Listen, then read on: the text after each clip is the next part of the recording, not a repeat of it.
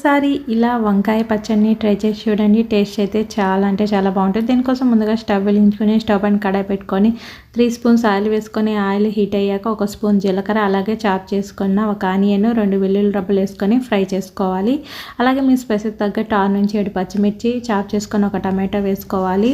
Chop చేసుకున్న వంకాయ ముక్కలు కూడా వేసుకొని కలుపుకుంటూ ఫ్రై చేసుకోవాలి. చిటికెడు పసుపు, తగినంత సాల్ట్ కూడా వేసుకోవాలి. చిన్న నిమ్మకాయ సైజంత చింతపండు కూడా వేసి ఒక 5 మినిట్స్ బాగా ఫ్రై చేసుకొని స్టవ్ ఆపేసి ఒక బౌల్లో తీసుకొని చల్లారిన తర్వాత మిక్సీ జార్లోకి వేసుకొని ఇలా గ్రైండ్ చేసుకోవాలి.